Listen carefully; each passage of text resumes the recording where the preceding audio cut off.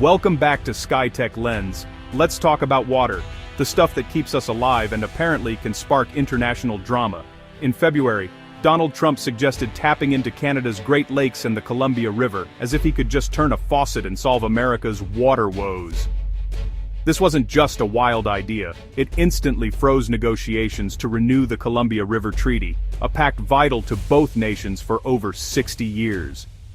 Suddenly, a technical agreement became a matter of national pride. Canadian Prime Minister Mark Carney fired back. Canada is not for sale. That line turned a resource dispute into a battle for sovereignty. Canada's water, nearly a fifth of the world's supply, became a symbol of identity, not a commodity. The US saw a solution to its problems. Canada drew a line at the water's edge. This isn't just a neighborly spat, it's about environmental stewardship, economic stability, and the new currency of global power. The faucet had been mentioned, and the fury was just beginning. To grasp the uproar, you need to understand the Columbia River Treaty. Signed in 1964, it's the backbone of US-Canada cooperation in the Pacific Northwest. Canada built dams to regulate the river, and the US got flood control and clean energy, 40% of its hydroelectricity in fact. The treaty's benefits are worth nearly $300 million to the US every year. Negotiations to modernize the treaty were already delicate, with indigenous groups finally at the table. Trump's faucet talk threatened not just power and flood protection, but also decades of trust and new indigenous rights. The Columbia River isn't a tap, it's a symbol of shared stewardship. Reducing it to a faucet ignores the engineering, economics, and human trust built dam by dam. Prime Minister Carney's "Canada is not for sale" wasn't just a soundbite, it was a strategic pivot. He reframed the issue from technical negotiation to a passionate defense of sovereignty. Carney, a master of leverage, knew this would unite Canadians and put the US on the defensive. Our water isn't just an asset, it's our identity. By refusing to treat water as a bargaining chip, Carney checked the American transactional approach. Canada, with nearly 20% of the world's fresh water, signaled it wouldn't be bullied. The message, "Our water is off limits," not just for Canadians, but as a matter of global principle. This stance put the US on its heels. How do you negotiate when the core asset isn't for sale? Carney's move wasn't just defense, it was an assertion of power. Canada showed it's willing to stand its ground when it matters most. The world was watching, and the line was drawn. Canada didn't just say no, it pivoted. The Carney government launched the Northern Gateway, transforming the remote Port of Churchill into a major trade hub. For decades, Canada relied on US ports. Now, it's building commercial independence. The Arctic route to Europe is shorter and bypasses US tariffs and politics. Churchill will export LNG and strategic minerals, offering secure supply chains to Europe and Asia. This move is a direct response to US trade threats. If you block us, we'll go around you. As Arctic shipping lanes open, Churchill becomes a key player in global trade. Canada is investing now to secure its future, turning geography into strategy. The message: Canada's destiny is in its own hands. Churchill is no longer a remote outpost, it's Canada's ace. Churchill's transformation is real, backed by $50 million in federal funding to modernize the port. The Hudson Bay Railway, restored with $300 million, connects Churchill to the continent year-round. The Arctic Gateway Group's partnership with FedNav, a global shipping leader, cements Churchill's commercial future. This isn't just government ambition, it's a viable business, attracting private investment.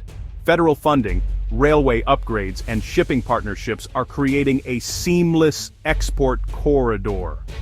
Churchill is becoming a symbol of Canada's assertive new posture. It's about turning isolation into advantage and charting an economic future from Hudson Bay, not Washington. Canada is building a secure, efficient, and independent trade route to the world. While Canada built its northern future, US ports faced a crisis. By May 2025, American ports saw a 10% drop in container traffic, a cliff, not a dip. The cause: trade wars and protectionism, especially with China. Idle cranes and empty berths revealed the vulnerability of America's trade model.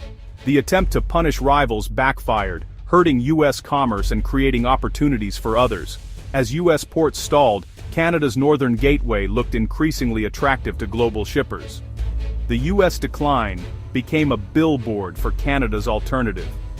America's isolationism created demand for the stability Churchill offered.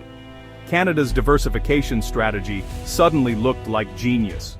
While one nation built walls, the other built bridges to the world. Nowhere was the U.S. port crisis worse than on the West Coast. The Port of Los Angeles saw cargo drop 18%, Long Beach 22%, the lowest in years. These aren't just numbers, they're a shock to the region's economy. The supply chains that keep America running were breaking, not from foreign threats, but from domestic policy. Meanwhile, Canada promoted Churchill as the stable, efficient alternative. For global businesses, the choice was clear: risk chaos in the U.S. or stability in Canada. The U.S. lost leverage. How do you threaten a neighbor when your own house is in disarray? The West Coast crisis exposed the flaws in America's strategy and gave Canada a strategic opening.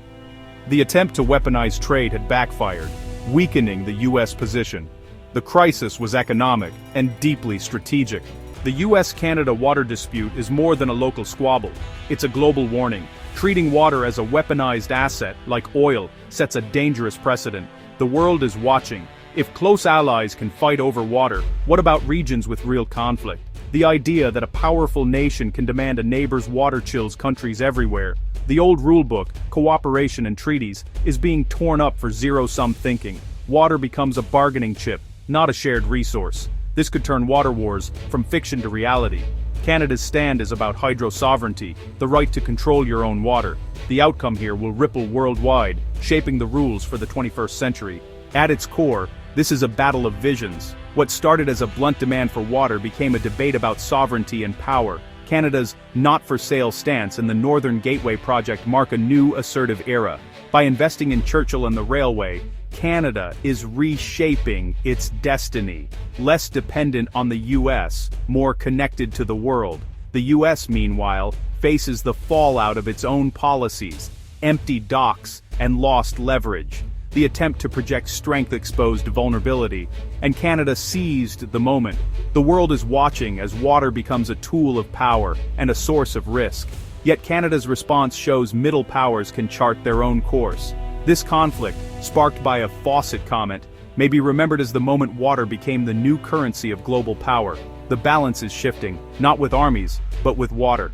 Thanks for watching. Subscribe the channel for more updates.